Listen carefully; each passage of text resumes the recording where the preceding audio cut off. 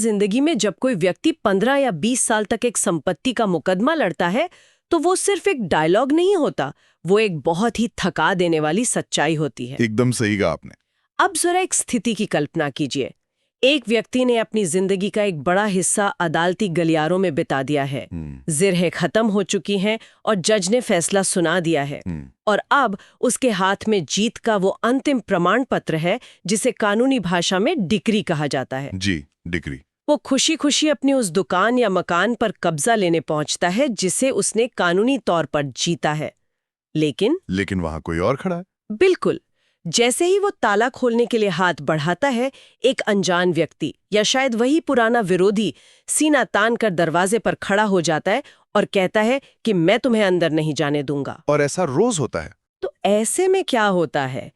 क्या इतने सालों की मेहनत के बाद मिला अदालत का वो आदेश सिर्फ एक रद्दी का टुकड़ा है? क्या हमारी न्याय प्रणाली सिर्फ कोर्टरूम के अंदर ही काम करती है? ये बहुत ही वाजिब सवाल है। तो आज के हमारे इस गहन विश्लेषण में हम इसी पेचीदा और बिल्कुल जमीनी हकीकत से जुड़े विषय की गहराई में उतरने वाले हैं। और ये कोई काल्पनिक स्थिति नहीं है। ये एक ऐसी समस्या है जिसका सामना हमारे देश में हर दिन हजारों लोग करते हैं। तो आज का हमारा मिशन क्या है? आज हमारा मिशन इस पूरी प्रक्रिया को डीकोड करना है। हम सिविल प्रक्रिया संहिता, जिसे हम आमतौर पर सीपीसी कहते हैं, उसके आदेश 21 और खास तौर पर नियम 97 से लेकर 106 तक का एक विस्तृत चरण दर चरण विश्लेषण करेंगे। मतलब स्टेप बाय स्टेप समझेंगे। हाँ। हमें यह समझना है कि जब कोर्ट के आदेश को जमीन पर लागू करने में, यानी उसके निष्पादन में, जिसे एग्जीक्यूशन कहते हैं, उसमें कोई रुकावट आती है तो कानून उस बाधा से कैसे लिपटता है। अगर हम इसे एक व्यापक नजरिए से देखें तो कोई भी कानूनी ढांचा तब तक सफल नहीं माना जा सकता जब तक कि वो अंतिम छोर पर खड़े व्यक्ति को उसका हक न दिला दे।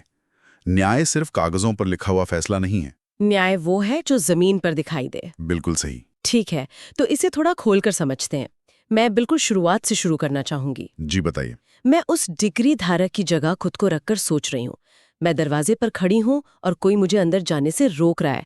तो क्या अब मुझे पुलिस स्टेशन जाकर एक नई एफआईआर दर्ज करवानी होगी? नहीं ऐसा। या फिर से एक नया मुकदमा दायर करके अगले 10 साल के लिए कोर्ट के चक्कर काटने होंगे?